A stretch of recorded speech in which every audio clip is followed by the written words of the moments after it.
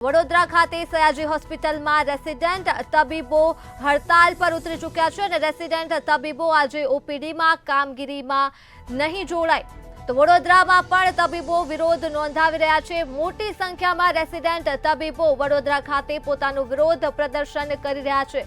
કોલકાતા ખાતે માનવને શર્મસાર કરતી ઘટનાને લઈ તબીબો વિરોધ કરી રહ્યા છે। દેશભરમાં અને ગુજરાતમાં પણ વિરોધ થઈ રહ્યો છે, ત્યારે વડોદરા ખાતે પણ તબીબો વિરોધ કરી રહ્યા છે। તો આ મુદ્દે જ આપણી સાથે સંવાદદાતા નિલેશ બ્રહ્મભટ્ટ વડોદરાથી લાઈવ જોડાઈ ચૂક્યા છે। જી નિલેશ, કોલકાતા ખાતે થયેલ દુષ્કર્મને લઈ વડોદરા ખાતે શું છે ડોક્ટરોની માંગ?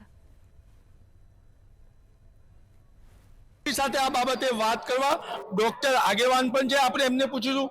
આજી મેડિકલ કોલેજમાં દુષ્કર્મ સાથે હત્યા થયું, તમારી સરકાર સામે શું માંગ છે?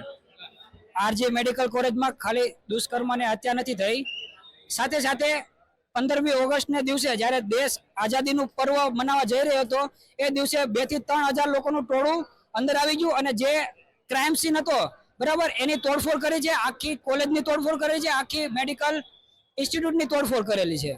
બીજી વસ્તુ અમારી સરકાર સામે એ જ માંગણી છે કે એક એવો એક્ટ બનાવવામાં આવે અને સાથે સાથે જે પશ્ચિમ બંગાળમાં જે આ ક્રાઇમ થયો છે એનું ફાસ્ટ ટ્રેક ઉપર એનું સોલ્યુશન લાવવામાં આવે અને આ વસ્તુ આગામી દિવસોમાં ન થાય તે માટેની જરૂર પગલાં લેવામાં આવે। બીજું આ કોઈ એક બરોડા કે કોઈ ગુજરાતનું નથી, આખા દેશમાં આ છે અને એના બધા લેટર મારી પાસે છે બરાબર। અને તમે હું મીડિયાને પણ કહેવા માંગુ છું, તમે એ દિવસના વિડીયો બતાવજો બરાબર કે જે દિવસે 2 થી 3 હજારનું ટોળું એક મૂવીમાં બતાવી રીતે ટ્રક ભરીને અંદર આવેલું, એના માટેની આ સ્ટ્રાઇક છે।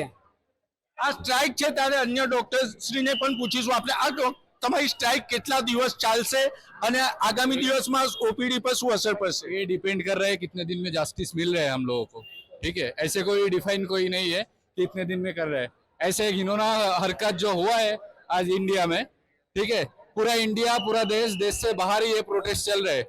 तो आज एक डॉक्टर साहब ने ये अपने कंट्री में, तो ये तो प्रोटेस्ट तो होना ही वाला है। तो इसके लिए कोई डिफाइन कोई ये नहीं है हम इतना दिन में कर रहे हैं, इतने दिन में क्यों नहीं हुआ है, आज क्यों नहीं मिल रहा है हम लोगों को इतना जस्टिस। तो इसके लिए हम प्रोटेस्ट में है। जब तक हम लोगों को जस्टिस नहीं मिलेगा, जब तक हम लोगों को सिक्योरिटी नहीं मिलेगा, तब तक ये चलेगा। એટલે આ આંદોલન થમવાનું નથી જ્યાં સુધીને આ લોકોને ન્યાય નહીં મળે। રેસિડેન્ટ ડોક્ટરોને ન્યાયની માંગ છે, સરકારે ન્યાય આપવો પડશે, નહીં તો આની તકલીફ નાગરિકોને ભોગવવાનો વારો આવશે। જી નિલેશ, તમામ વિગતો બદલ આભાર।